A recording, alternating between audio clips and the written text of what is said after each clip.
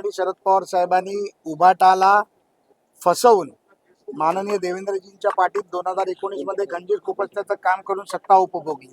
आता सत्ता गेल्यानंतर सत्तेच्या लालसेपोटी, खुर्चीच्या लालसेपोटी ही भांडणं आहेत. त्यांच्यामध्ये एक वाक्यता नाही. हे सत्तेच्या पायी एकत्र आलेले आहेत. तसं आम्ही आणि शिवसेना हे नॅचरल आमची युती आहे. हिंदुत्वाच्या विषयाला घेऊन युती आहे, देशाच्या विकासाला घेऊन युती आहे, मोदीजींच्या नेतृत्वाला घेऊन आमची युती आहे. तशा प्रकारचं इथे कुठेही रिलेशनशिप दिसत नाही. ही हेट लवची रिलेशनशिप यांची आहे आणि ही अजून पुढे जाऊन जसा महापालिकेच्या निवडणुका पुढे येतील तेव्हा यामधला बेबनाव अजून तुम्हाला दिसायला लागेल. रोहित पवारने असे आरोप केले का महाराष्ट्र एक नंबरला आहे क्राईम रेटमध्ये.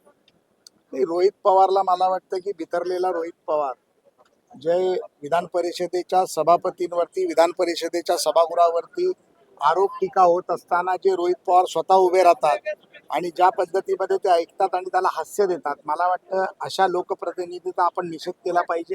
रोहित पवारांना नीतिमत्ता त्यांनी सोडलेली आहे. त्यांना स्वतःच्या पक्षामध्ये स्वतःचं स्थान नाही. अशा रोहित पवारांवरती बोलणं मला वाटतं की योग्य नाही. रोहित पवार असंही बोलतोय की मिठी नदीच्या बाबतीत मी सातत्याने 4 वर्ष पाठपुरावा घेतोय.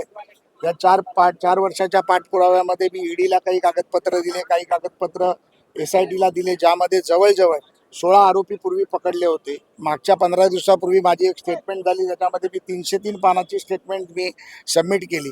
त्यामध्ये आता पुन्हा 2 आरोपी, एक पुरोहित नावाचा आणि एक उपाध्याय नावाचा आरोपी आज सकाळी अटक केली गेली आणि काही आरोपी यामध्ये अटक केली जातील याची मला खात्री. सर, अंजली दमाने यांनी पुन्हा काही पुरावे समोर आले, त्याच्यावर थेट अजितदादांचा समाविष्ट आहे. मगर नावाचे उपमहापौर आहेत, त्यांच्याकडे हे होतं. अंजलीताई सातत्याने आरोप करत असतात. अंजलीताईंच्या आरोपांमध्ये ते कागदपत्रही देत असतात. मला वाटतं की न्यायप्रविष्ट प्रकरण आहे.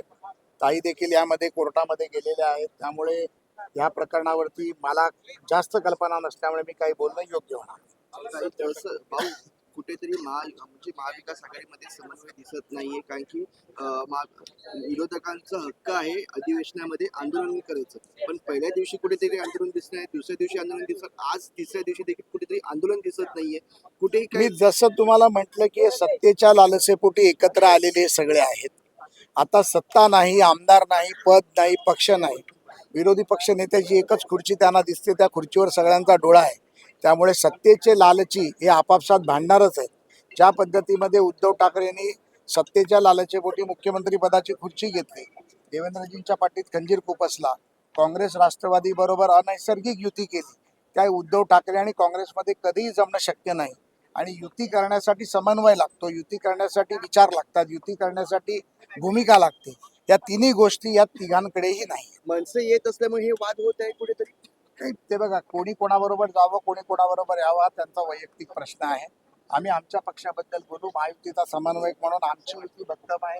येणाऱ्या महापालिका निवडणुकीत आम्ही सर्व एकत्र लढणार आहोत, ताकदीने लढणार आहोत आणि यांचा सुपडा साफ केल्याशिवाय आम्ही गप्प बसणार नाही. मुंबई महापालिकेवरती तसंच जेवढ्या मोठ्या महापालिका आहेत, ठाणे असेल, कल्याण डोंबिवली असेल, पनवेल असेल, नवी मुंबई असेल, पुणा असेल, पिंपरी चिंचवड असेल, नागपूर असेल, संभाजीनगर असेल, या सर्ववरती महायुतीचाच महापौर बसलेला आपल्याला पाहायला मिळेल. धन्यवाद.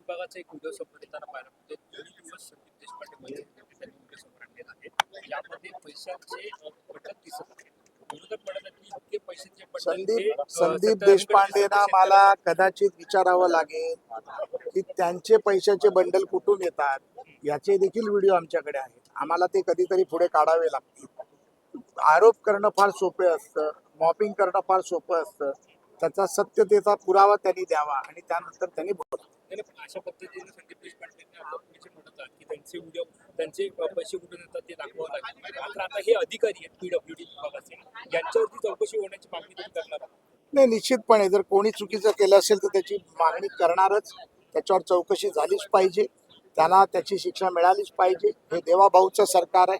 कुठल्याही चुकीच्या गोष्टीला आम्ही पाठिंबा देणार नाही आणि चुकीला माफी नाही. घटना घडलेली आहे, आई वडिलांनीच आपल्या मुलांना विकलेली घटना घडली. अतिशय दुर्दैवी गोष्ट आहे.